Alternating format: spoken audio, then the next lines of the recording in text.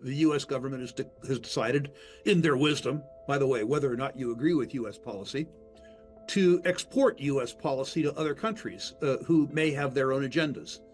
The weaponization of the SWIFT banking system, which is not U.S. property, but the U.S. government has decided to do anyway as a consequence of the fact that it's denominated in U.S. dollars. And further, the theft by the U.S. government of $300 billion worth of Russian holdings of U.S. Treasuries. Again, whether or not you agree with Russia's policy or America's reasons to do so, has caused governments around the world who believe that they might come into the sights of the U.S. government. As an example, the Russians, the Chinese, the Indians, the Saudis, to question their holdings of U.S. Treasury securities and their use of the U.S. dollar for international trade. A second problem, I think, is that the arithmetic around U.S. Treasuries has gotten worse and worse and worse. We came through a period really of U.S. dollar hegemony. I would suggest in the period 1982 to 2022, the internationalization of the U.S. dollar and the decline in both nominal and real interest rates were tailwinds for gold. Now, I think that foreign countries in particular that look at the U.S. dollar and look at U.S. Treasuries see an instrument which pays them 4.3, 4.5%, I'm talking about the U.S. 10-year, in a currency where, separate and apart from the CPI, they see the purchasing power of the currency decline by 7 or 8% compounded. And so they're stuck with this sort of a conundrum. You invest in an instrument which gives you a negative real rate of return, and you do so while exposing yourself to the risk of the extraterritoriality of U.S. policy. It's a real lousy bargain for those countries. Countries around the world are making moves that could lead to the collapse of the U.S. economy. The U.S. government's weaponization of the SWIFT banking system and the seizure of $300 billion in Russian holdings have caused global alarm. Nations like China, India, and Saudi Arabia are rethinking their reliance on the US dollar. For instance, China has slashed its US Treasury holdings by a staggering 70% in the past 6 years. These countries are now turning to gold and local currencies, moving away from the dollar. Meanwhile, the purchasing power of the US dollar is plummeting, with real inflation rates impacting everyday goods and services far more than official figures suggest. The arithmetic around US Treasuries has become increasingly dire, and foreign holdings of gold are skyrocketing. If this trend continues, the dominance of the US dollar could be at serious risk. The implications are enormous, and they could affect your financial future in ways you haven't imagined. It can't be any surprise that the Chinese, as an example, have reduced their holdings of U.S. Treasuries by about 70%, over the last 5 or 6 years. In the first instance, they think that investing in their own economy and in their Belt and Road strategy around the world yields higher real rates of return than they would if they were invested in U.S. Treasury securities. And they also allow themselves to escape, at least in some sense, the extraterritorial imposition of U.S. policy through the U.S. dollar. So it's no particular mystery as to why foreign holdings of gold have increased and foreign holdings of U.S. Treasuries have decreased. If my memory serves me correctly, their holdings were 3.3, 3.4 T, and now they're under 1 T. It would appear that the only major country whose treasuries are effectively unchanged has been Japan. And I think for Japan, the reasons for that are twofold, but one of which probably involves their continued efforts to keep the yen cheap relative to the dollar so that they can continue to export items from Japan to the United States, which is to say, in effect, it's an employment strategy or a domestic political strategy for Japan. Well, that isn't necessarily true in other countries. Gold is an instrument that reacts to fear. And we've lived through 40 pretty benign years. going back to the beginning of the lowering of the U.S. interest rate in 1992, all the way through 2022. Stock market was up, the bond market was up, there was lots of liquidity. I'm not trying to say there weren't some punctuations, 1987, 2008. We had some pretty dramatic punctuations, but the lessons that we learned as investors in those punctuations were that you'd buy the dips. The truth is that people were pretty optimistic because financial markets were continuing to do well.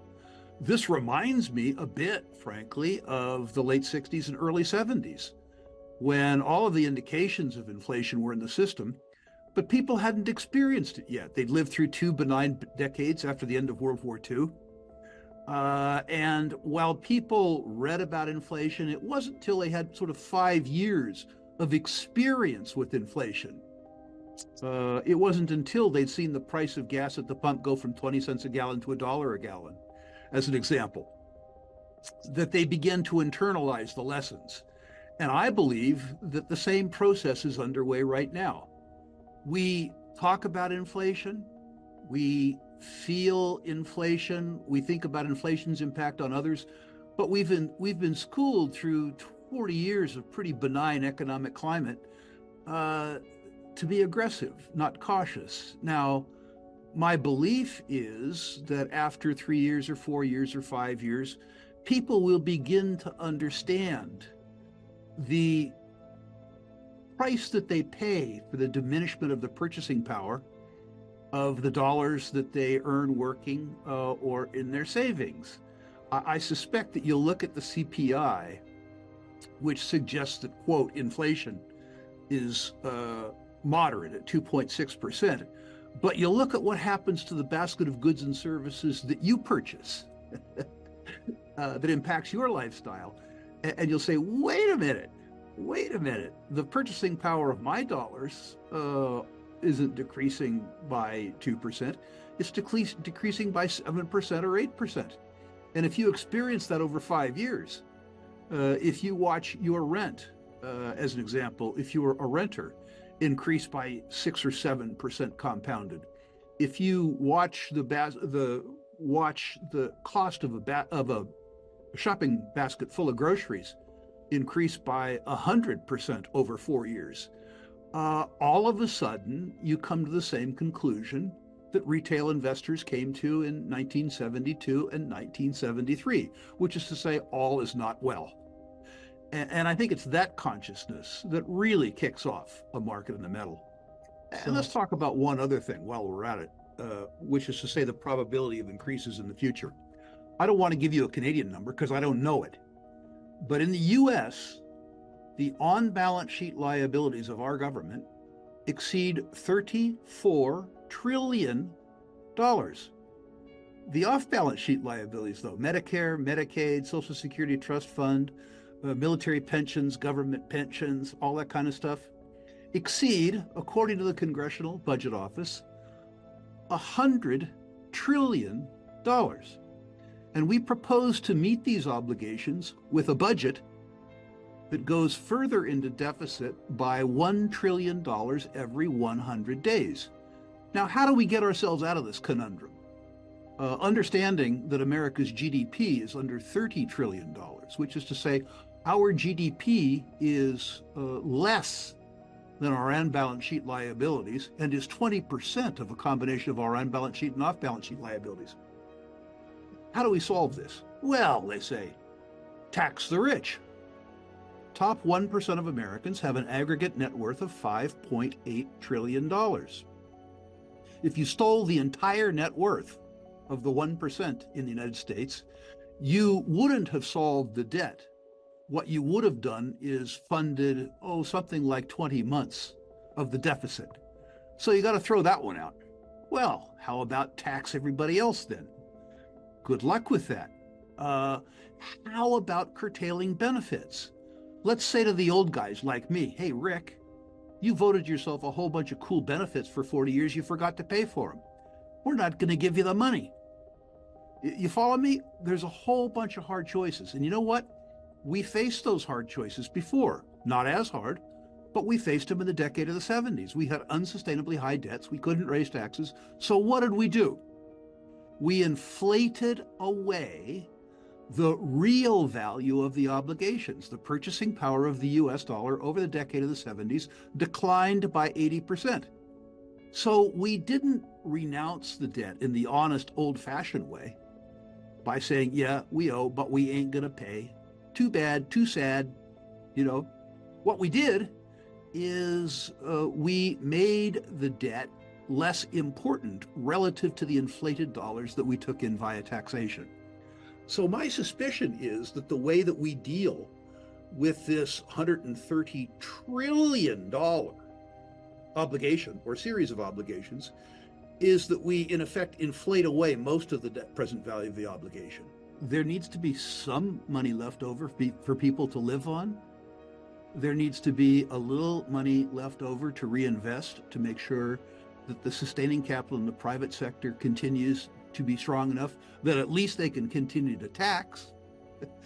Meanwhile, in the United States, before local expenditure and before debt service, government currently consumes almost 40% of GDP. So how much can you raise tax? Particularly, how much can you raise tax relevant to the size of the obligation? Let's say, just for fun, and I don't think it'll happen, that you got around to balancing the US budget, which is to say you didn't increase the deficit anymore. How do you deal with the $34 trillion that you owe the bondholders? How do you deal with the $100 trillion that you owed folks like me for Medicare, Medicaid, and Social Security? Even if we found $3.5 trillion via increased taxation, we've shown arithmetically that can't come from the billionaires because they don't have it. How do you deal with the debt?